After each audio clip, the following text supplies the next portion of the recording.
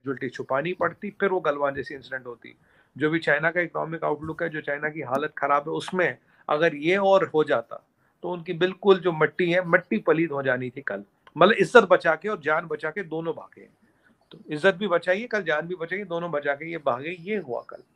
फिर एक दिन होता है बीच में, फिर कल गवर्नमेंट ऑफ इंडिया ने मीडिया के थ्रू ये। जय हिंद। स्वागत है आपका हमारे चैनल पर एक और लेटेस्ट वीडियो में। दोस्तों, चाइना के साथ भारत की पहले भी झड़पें हुई थी, उसमें जिस तरह पाकिस्तानी मीडिया एक अलग ही अपना प्रोपेगेंडा करने की कोशिश कर रहा था, लेकिन इस बार जिस तरह इंडियन आर्मी ने चाइनीज को छक्के छुड़ाए और चाइनीज को जिस तरह का जवाब दिया, उसके बाद पाकिस्तानी मीडिया में बिल्कुल सुस्ती नजर आ रही है। क्योंकि उधर अफगानों ने भी पाकिस्तानियों को काफी ठंडा किया है। जो इस अफगानिस्तान में अमेरिका के जाते ही तालिबान सत्ता में आया था और इमरान खान जब पाकिस्तान का प्रधानमंत्री था, तब इमरान खान भी तो अफगानिस्तान में तालिबान की जिस तरह राग अलाप रहा था, और पाकिस्तानी भी जो तालिबान के आए दिन राग अलाप रहे थे। लेकिन अब जिस तरह अफगान तालिबान ने भी पाकिस्तानियों को सबक सिखाया और अब पाकिस्तान के अंदर आकर जिस तरह इनको ठोका है, और दूसरी तरफ टीटीपी आए दिन पाकिस्तानी फौजियों को अपना शिकार बना रही है, इससे पाकिस्तानी अब बिल्कुल बौखलाए नजर आ रहे हैं। तो दोस्तों, हम आपको इस वीडियो में पाकिस्तानी मीडिया का जो इंडिया और चाइना की जो अब एक झड़प हुई है, उसके बारे में रिएक्शन दिखाने जा रहे हैं। इससे पहले वीडियो को लाइक कीजिएगा और प्लीज़ हमारे चैनल को सब्सक्राइब कीजिएगा। हम आपके लिए एक से एक लेटेस्ट वीडियो लेकर आते रहेंगे। मिलते हैं अगले वीडियो में। चलिए दोस्तों, करते हैं वीडियो स्टार्ट। इंटेलिजेंस कोई अफीम खा के तो रहती नहीं, हमें भी तो पता ही रहता कि कौन क्या कर रहा है। और इसीलिए मैं हमेशा कहता था चाइनीज पे भरोसा कभी नहीं हो सकता। आप बात करो नहीं करो कोई फर्क नहीं पड़ता, उनको जब जो करना वो तब करेंगे। इसलिए हम we are also fully prepared, we are fully prepared. अब हुआ क्या है, हमारी उनसे हाथापाई हुई है, मारपिटाई हुई है, हमारे 6 भाई थोड़े जख्मी हुए और उनके 20 से 30 सोल्जर जख्मी हुए। ये ऑफिशियल फिगर है। और फिर हमने ये भी कहीं कहीं मैंने पढ़ा है, ये मैं ऑफिशियली नहीं कह रहा, कि हमने उनके एरिया में जाके कुछ घंटे रहे और उनको ये दिखाया कि हम तुम्हारा एरिया भी कैप्चर कर सकते हैं। ये गवर्नमेंट का वर्जन नहीं है, मैं आपको यहाँ क्लैरिफाई कर दूं। गवर्नमेंट का वर्जन है कि एमईए का वर्जन है, वो आए, हाथापाई हुए, उनको उनके हाथ पैर तोड़ के अच्छी तरह से पीट पाड़ के उनको भगा दिया। 300 लोग, या कोई लोग कहते हैं 600 लोग, वर्ष केस में 300 लोग भी मानता हूँ, 300 लोग भी पोस्ट पे वो कब्जा नहीं कर पाए। फिर उसके एक दिन बाद फिर उसके इमीडिएटली फ्लैग मीटिंग होती, कमांडर मिलते हैं और इस सिचुएशन को डिस्कलेट किया जाता है। और अब की बार भी वो इज्जत बचा के भागे आरजू जी, नहीं तो अगर आपकी बार थोड़ी देर और रुकते गलवान जैसी हालत होती। देखिए अब तो फिर पीएलए मानते हैं ना, गलवान में 111 लोग मरे थे, पहले तो कहते 2 4 6। कल भी देखिए हमारे कितने लोग होंगे, हद से हद हमारे 20 लोग होंगे, 15 लोग होंगे, क्योंकि पेट्रोल पार्टी में इतने लोग होते हैं और वहां 300 थे। 1:10 के मुकाबले में भी ये बाहर के बाहर गए। बट अब की बार तैयारी क्या है कि जो मैं हमेशा कहता हूँ, we keep our gunpowder dry. हमें भरोसा नहीं करना, अमन की आशा की गोली नहीं खानी, राइट। और वो हिंदी चीनी भाई भाई वो सब पिक्चरों में होता है, ग्राउंड पे होता नहीं है वो। अब कल की एक हम पे कृपा रही, हमारी सेना तैयार थी, हमें अपने भाइयों पर गर्व है और उन्होंने हमारी और देश की इज्जत रख ली और अपनी वीरता का परिचय दिया। और अगर चाइना वहां रुकता तो उनकी कैजुअलिटीज होती, फिर उनको कैजुअलिटी छुपानी पड़ती, फिर वो गलवान जैसी इंसिडेंट होती। जो भी चाइना का इकोनॉमिक आउटलुक है, जो चाइना की हालत खराब है, उसमें अगर ये और हो जाता तो उनकी बिल्कुल जो मट्टी है, मट्टी पलीद हो जानी थी कल। मतलब इज्जत बचा के और जान बचा के दोनों भागे। तो इज्जत भी बचाइए, कल जान भी बचाइए, दोनों बचा के ये भागे। ये हुआ कल। फिर एक दिन होता है बीच में, फिर कल गवर्नमेंट ऑफ इंडिया ने मीडिया के थ्रू ये चीजें सामने आई। आज राजनाथ सिंह जी ने इस पे स्टेटमेंट दिया, अमित शाह जी ने इस पे स्टेटमेंट दिया, जो गवर्नमेंट का ऑफिशियल स्टेटमेंट है। और आपको याद होगा एक न्यूज चैनल का कॉन्क्लेव था, तो 2 दिन पहले डॉक्टर जयशंकर साहब ने यही कहा था कि भाई डिप्लोमेसी जो चलती है वो हमारी फौज के वेलर पे चलती है, हमारी फौज की ताकत पे चलती है। Diplomacy is a tool of the powerful. अगर आप वीक हो तो आप पे तो कोई डिप्लोमेसी क्या, कोई आपके लिए बात थोड़ी ना सुनेगा। और कल यही हुआ, we were powerful, we were controlling the situation. मतलब 1:10 की फाइट में भी हमने उनको खदेड़ दिया, भगा दिया। और इससे ये पता चलता आरजू जी कि चाइना पे कोई भरोसा नहीं कर सकता। और आज वो तो फिर पार्लियामेंट में थोड़ा हंगामा हुआ, कांग्रेस का एज यूजुअल, भाई ये हो गया वो हो गया। और फिर आप जानती, फिर अमित शाह जी ने 2 4 सवाल रेज किए। मैं भी काफी डिबेट्स में, 3 4 डिबेट्स हो गई सुबह से। तो भाई पहली चीज है कि बोला ये कांग्रेस का एमओयू साइंड है कम्युनिस्ट पार्टी ऑफ चाइना के साथ, पहला पॉइंट। सही। दूसरा पॉइंट, जब राजनाथ सिंह जी और अमित शाह जी कह चुके 1 इंच नहीं लिया तो मामला खत्म हो जाता है। तो तुम्हें होल हंगामा मचाने की जरूरत क्या है? अब हंगामा क्यों मचा रहे हो? बाद में जो जितनी डिटेल देनी थी कैटेगोरिकली दी है on the floor of house, not even one bench. नहीं, ऐसे ही चाइना को क्लेम है। फिर राजीव गांधी फाउंडेशन में चाइनीज एम्बेसी से पैसा आता है, 1,60,00,000 या कुछ आता है, उनका FCRA का लाइसेंस कैंसिल हो जाता है। फिर UPA 1 UPA 2 में इन्होंने दुनिया भर की जमीन चाइना को दी, और 1960 में 2 में तो इन्होंने पूरा एक्सेस चीन चाइना को दे दिया। अब तकलीफ क्या हो रही है कि अब ऐसा प्रधानमंत्री, अब ऐसी सरकार है जो एक इंच लैंड देने को तैयार नहीं है।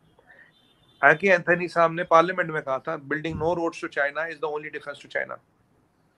जयराम रमेश जी 2010 में एनवायरमेंट मिनिस्टर थे, और वो मनमोहन सिंह जी को चिट्ठियां लिखते रहे कि भाई नॉर्थ ईस्ट में डैम बनाने मत दो, इससे चाइना नाराज हो जाएगा, इससे चाइना नाराज हो जाएगा। एक आदि स्टूडेंट फाउंडेशन है, वो उसके पीछे थी, वो मैंने सब खुलासे किए। आज परिस्थिति ये आरजू जी, पैंगोंग तक रोड बन गई, ड्रोन्स की बात हो, स्वर्ण ड्रोन्स की बात हो, स्वाम ड्रोन्स की बात हो, कामाकाजी ड्रोन्स की बात हो, T9 टैंक्स हो, ब्रह्मोस विद सुखोई हो, हेलीपैड्स हो, डिप्लॉयमेंट हो, ऑल वेदर डिप्लॉयमेंट हो। हमारे एक भाई के जो सूट है 1-1 लाख रुपए का, जो इस वेदर को हैंडल कर सकता है। नए स्विड्स मशीन गन्स हो, टाइटेनियम लिफ्टेबल एयर गन्स हो, बाइनोक्यूलर्स हो, सब कुछ है हमारे पास। पैंगोंग में आप बात कीजिए हाई स्पीड बोट्स की हो, तो जहां हम मैं आपको बता दूं, अब हम रोड जो बना रहे हैं वो हम भूटान तक के बॉर्डर तक बना रहे हैं, पूरे अरुणाचल तक रेल लिंक भी ले रहे हैं। हर रूट हमने बॉर्डर्स के, जो बॉर्डर की रूट थी वो हमने कंप्लीट कर दी। पैंगोंग तक रोड ले ली। पैंगोंग में वो मल्टी मॉडल व्हीकल्स जो होते हैं, जो ऑल टेरेन व्हीकल्स है, वो डाल दिए। ड्रोन्स डाल दिए हमने, ट्यूबुलर ड्रोन जो ट्यूब से लॉन्च होते थे वो बना दिए। पैंगोंग पे हमने हाई स्पीड बोट्स उतार दी which are bullet and all resistant. तो ये एक जो टाइटैनिक शिफ्ट आया गवर्नमेंट में, कि एक तो कहता था सड़क मत बनाओ, बांध मत बनाओ, और उस गवर्नमेंट में तो वो दिक्कत भी थी, एक होता था जयंती टैक्स, कि टैक्स भी लगता था कोई भी अप्रूवल लेने में। अब यहाँ जो इंफ्रास्ट्रक्चर रिवैम्प हुआ, रेल बनी है, रोड बना, आर्म्स आया, एम्युनिशन आया, और ये जाहिर सी बात है, इसमें कोई छुपी बात नहीं। आप जानते 30 साल तक हमने गन नहीं लिया था, वी कुड नॉट परचेज। गोफर जंग के बाद आपको पता ही है क्या हुआ। आप अपाची ले, चिनूक ले, राफेल ले, किसी को भी ले, हर हथियार हमने लिया। AK-203 की बात करें, किसी की भी बात करें, हर हथियार आया, और बिना 1 रुपए के करप्शन एलिगेशन के आया। 1 रुपए का करप्शन एलिगेशन भी कहीं नहीं है। अब इस चीज को रोकने के लिए चाइना ने हमाकत की। चाइना की, अब सवाल इस पे आते हैं आरजू जी ने, चाइना ने किया क्यों? चाइना की इकोनॉमी खराब है। आप देख रहे हैं जो हम सारे पैरामीटर्स है, मैं गिना चुका हूँ आपको पहले भी शोज में, सब दर्शकों को पता है। चाइना का इकोनॉमिक आउटलुक 2.1 आ गया है, और हमारा ऑलमोस्ट 7% है। अब चाइना पे मैंने आपको ये प्रेडिक्ट कर चुका था आरजू जी, जितना जितना चाइना पे प्रेशर बढ़ेगा, क्योंकि देखिए अब 2 चीजें बहुत क्लियर है। इस साल G20 की प्रेसिडेंसी भारत में, हर जगह इवेंट्स होंगे। अभी हम अमेरिका के साथ ओली में हमने वो की है एक्सरसाइज, युद्ध अभ्यास, विच इज प्रैक्टिस ऑफ युद्ध। ओली में वही क्लाइमेटिक कंडीशन है, वही हाइट है, वही ऑक्सीजन है जो LAC पे है। आपको याद होगा चीनियों ने उस पर ऑब्जेक्शन किया था, अमेरिका ने बोला नन ऑफ योर बिजनेस, हमने कहा गो टू हेल, तुम्हें कोई मतलब नहीं इससे। इंडिया प्रैक्टिस कर रहा, खूब कर रहा, दिखा रहा, हथियार खरीद रहा है। हमारे पास अभी करीब 46 naval assets are in manufacturing, और चाइना की अभी 12 और अगले साल तक 18 सबमरीन्स विल रिटायर। तो चाइना का बेड़ा कम हो रहा और हमारा बेड़ा बढ़ रहा। हमारी एयरफोर्स की रेटिंग उनसे ज्यादा, ये सबको पता है। मिलिट्री हमारी नंबर में उनसे ज्यादा, ये सबको पता है। नेवी में we are kind of also going ahead of China in a matter of time with their fleet getting upscaled. तो चाइना परेशान है। अब वो क्या कर रहा है, और शी जिनपिंग को G20 के लिए और SCO के लिए यहाँ आना पड़ेगा। दैट वो जो उसका बिग फेस है ना, Chinese dream, that is getting shattered. छोटा आदमी लग रहा है। अब आरजू जी वो क्या कर रहा है, ये सब चीजें करके क्या होगा, ये वर्ल्ड न्यूज बन गया आज। वर्ल्ड में भी प्रतिक्रिया आई है, किसी की आई है, किसी की आ रही है। अब इससे क्या दिखा रहा है वो, इंडिया में माहौल ठीक नहीं है। There are fights happening with China and Pakistan on a border. तो इंडिया का इकोनॉमिक आउटलुक इतना ठीक नहीं है, जबकि India is the only country which is kind of resistance proof. और चाइना खत्म हो रहा है। अब वो क्या कह रहा है कि तुम्हारे यहाँ भी थोड़ा थिएटर करूंगा ताकि तुम्हारी इकोनॉमिक डेवलपमेंट भी रुके, तुम्हारे एक इन्वेस्टमेंट आना रुके। अब मैं 2 चीजें आपको बताऊं क्विकली। इंटेल सबसे बड़ा चिप मैन्युफैक्चरर, करेक्ट, उसने बोल दिया मैं अपनी दुकान चाइना से बंद करके नई जितनी भी CPUs और हायर एंड चिप्स है वो इंडिया में बनाएंगे। ठीक है, ये अनाउंस कर दिया। फॉक्सकॉन जो हमने बात की थी, जब फेमस कारखाने में जो हुआ था, उन्होंने इंडिया में बोला हम 4 गुना स्टाफ बढ़ाएंगे, और $500 बिलियन उन्होंने लगा भी दिए और इंडिया में। पंप इन कर दिए फॉर दिस। तो ये जो, अब मैं माजदा की बात करूं, मैं टोयोटा की बात करूं, मैं प्यूमा की बात करूं, मैं नाइक की बात करूं, मैं रेटिंग एजेंसीज की बात करूं, मैं निसान की बात करूं, ये सब लोग चाइना से निकल रहे हैं। जब ये सब लोग चाइना से निकल रहे इंडिया आ रहे हैं, तो चाइना कुछ ना कुछ तो करेगा। तो ये शगुफे कर रहा है, अटेंशन हटेगा, थोड़ा इंडिया को रोक पाएगा। पर आरजू जी, मैं गारंटी के साथ एक बात कर रहा हूँ, इंडिया को रोकने का टाइम निकल गया। ये 1962 का इंडिया नहीं है, ये 22 का इंडिया है। अब असंभव है, तब नेहरू का इंडिया था, रोक पाए। मोदी का इंडिया में नहीं रोक पाएगा। बट आई एम श्योर कि बाकी जो दुनिया है उसको भी समझ आ रही है कि चाइना क्या गेम खेल रहा है।